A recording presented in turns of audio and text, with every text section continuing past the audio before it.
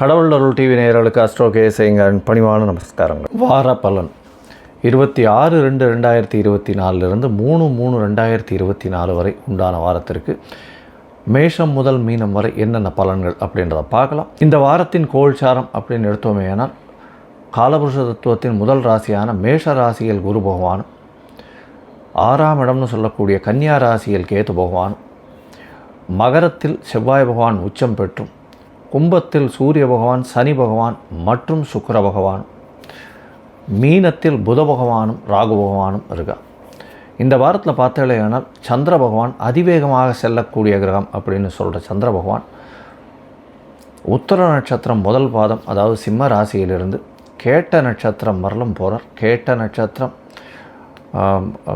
நட்சத்திரம் 4ஆம் பாதம் வரலும் போகிறார் இந்த வாரத்தில், அதாவது விருச்சிக ராசி வரலும் போகிறார் இந்த வாரம்.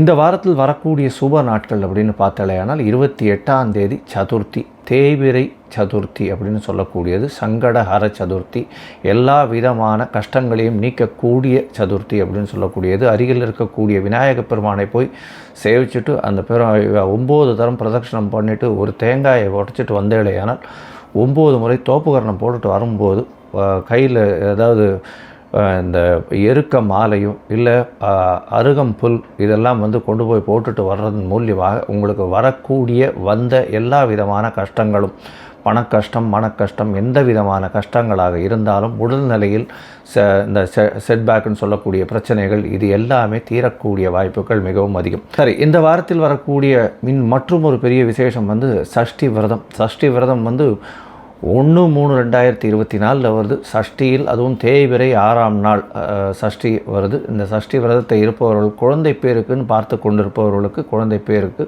பிராப்திகள் நிச்சயமாக உண்டு. சஷ்டியில் விரதம் இருந்தால் அகப்பையில் வரும் அப்படின்னு சொல்லக்கூடிய பழமொழி. இதை தவிர 3ஆம் தேதி 3/3/2024 அன்றைக்கி அஷ்டகா அப்படின்னு போட்டிருக்கும். அதாவது மார்கழி, தை, மாசி, பங்குனி இந்த 4 மாதத்தில் வரக்கூடிய அஷ்டமி, அதாவது சப்தமி, அஷ்டமி, நவமி இந்த 3 நாட்கள் 4 3 12 நாள், அதாவது தேய்பிரையில் வரக்கூடிய காலகட்டத்தில் இந்த பித்ருக்களை நினைத்து செய்யக்கூடிய, அவர்களுக்கு கொடுக்கக்கூடிய கர்மாக்களை சொல்கிறது அஷ்டகா அப்படின்னு சொல்லக்கூடியது. இதெல்லாம் பித்ருக்களுக்கு செய்ய வேண்டிய கர்மாக்கள். சரி, இந்த வாரம் பார்த்தாலேயானால் எந்தெந்த ராசிக்காரர்களுக்கு சந்திராஷ்டமம்னு பார்ப்போம். கும்ப ராசிக்காரர்கள், மீன ராசிக்காரர்கள், மேஷ ராசிக்காரர்களுக்கு சந்திராஷ்டமம். கும்ப ராசிக்காரர்களுக்கு பார்த்தாலேயானால் சந்திர பகவான் 8ஆம் இடத்தில் மறைகிற, பொதுவாகவே சந்திராஷ்டமம்னா சந்திர பகவான் 8ஆம் இடத்தில் மறையக்கூடிய காலகட்டத்தை சந்திராஷ்டமம்னு சொல்கிறோம். இதன் மூலியமாக மதிகாரகன் மயங்கக்கூடிய காலகட்டம், மதி மயங்கி இருக்கக்கூடிய காலகட்டத்தில் தவறான முடிவுகள் எடுக்கக்கூடும். அதனால் புதிய முயற்சிகள் வேண்டாம். வெளியூர் வெளிமாநில பிரயாணங்கள் வேண்டாம். ஒருவேளை நீங்கள் வெளியூர் போக வேண்டி இருந்தது, இல்லை ஒரு சைன் பண்ண வேண்டிய கட்டாயத்தில் இருந்தீர்களே, ஆனால் இந்த கும்பம், மீனம், மேஷம் இந்த ராசிக்காரர்கள் அருகில் இருக்கக்கூடிய விநாயகர் கோவிலில் போயிட்டு உங்களால் முடிஞ்ச அளவுக்கு பச்சரிசியோ நெல்லோ தானமாக கொடுத்துட்டு வர்றதன் மூலியமாக சந்திராஷ்டமத்தின் தாக்கம் குறையும் அப்படின்றத சொல்கிறேன். சரி, இந்த உங்களுக்கு இந்த என்னுடைய மொபைல் நம்பர் கீழே ஸ்க்ராலிங்கில் போயின்னு இருக்கும்.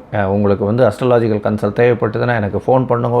சரி, இப்போ மேஷம் முதல் மீனம் வரை 26/2/2024 3/3/2024 வரலும் உண்டான பலன்களை பார்க்கலாம். மிதுனம், மிருகசீரிஷம், திருவாதிரை, புனர்பூசம் இந்த 3 நட்சத்திரம் 9 பாதங்களை கொண்ட ராசி. ராசியின் அதிபதி அப்படின்னு சொல்லக்கூடிய புத பகவான் ராசிக்கு 10ஆம் இடத்தில் நீச்சப்பட்டு போயிருக்கார். இந்த வாரம் பார்த்தாலேயானால் உங்களுடைய ராசிநாதன் 10ஆம் இடத்தில் ராகுவோட சம்பந்தம் நீச்சப்பட்டு போயிருக்கக்கூடிய காலகட்டம். தொழிலில் சிறு சிறு தடங்கள் பெரிய ஏற்றத்தை கொடுக்கும். எப்படி பெரிய ஏற்றத்தை கொடுக்கும்? ராகு பகவான் 10ஆம் இடத்துல இருக்கார். அதனால் வெளிநாட்டுக்கு போகணும்னு பார்த்துட்டு இருக்கவா, வெளிநாட்டிலிருந்து புதிய மூலதனம் வரக்கூடிய, அதாவது இன்வெஸ்ட்மெண்ட் வரக்கூடிய வாய்ப்புகள் மிகவும் அதிகமாக இருக்குது. இதை தவிர உங்களுடைய ராசிக்கு பார்த்தாலேயானால் இந்த ஆடிட்டர்ஸு, அதை தவிர இந்த அசட் மேனேஜ்மெண்ட்ஸு, அட்மினிஸ்ட்ரேட்டிவ் ஆஃபீஸர்ஸு, இலக்கியம் எழுதுகிறவா, கதை எழுதுகிறவங்க இவங்களுக்கெல்லாம் பெரிய ஏற்றம் கிடைக்கும். கவிதைத்துறை, கலைத்துறை இதில் பெரிய ஏற்றம் கிடைக்கக்கூடிய காலகட்டமாக இருக்குது. ஆர்ட் டைரக்டர்ஸ் நல்ல ஒரு ஏற்றம் கிடைக்கும். அதை தவிர ஃபோட்டோகிராஃபி, ஃபிலிம் ஃபோட்டோகிராஃபி அது ஒரு பெரிய ஏற்றத்தை கொடுக்கக்கூடிய காலகட்டமாக இந்த வாரம் அமைய போகிறது.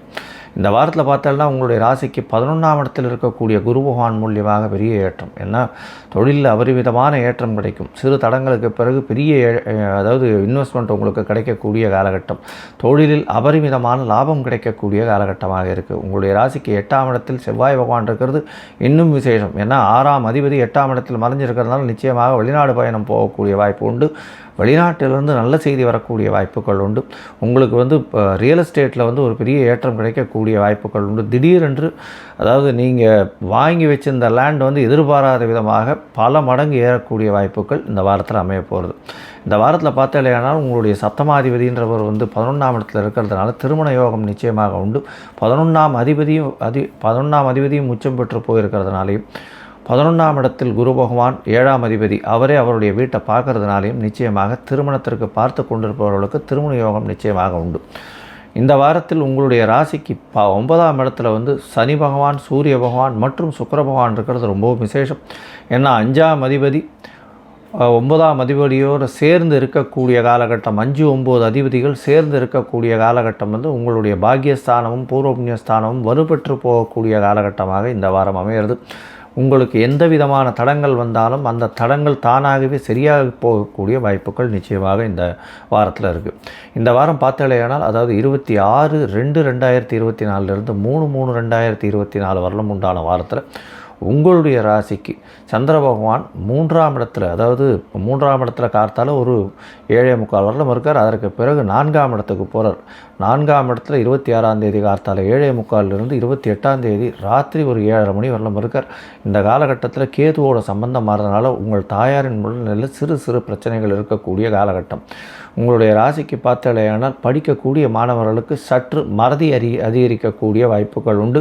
அருகில் இருக்கக்கூடிய விநாயகர் கோவிலுக்கு போயிட்டு வர்றது ரொம்ப விசேஷம்.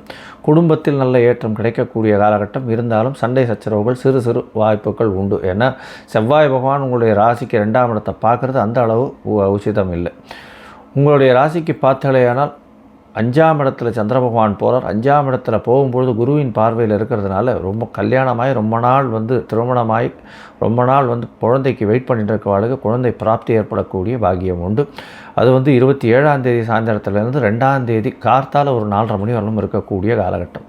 அதற்கு பிறகு சந்திர பகவான் உங்களுடைய ராசிக்கு 6ஆம் இடத்துல போகிறார். 6ஆம் இடத்தில் போகும்பொழுது சந்திர பகவான் நீச்சப்பட்டு போயிருந்தாலும் உங்களுக்கு குடும்பாதிபதி 6ஆம் இடத்தில் நீச்சப்படுறதுனால வேலைக்காக வெளியூர் வெளிமாநிலம் செல்லக்கூடிய பாக்கியம் உண்டு.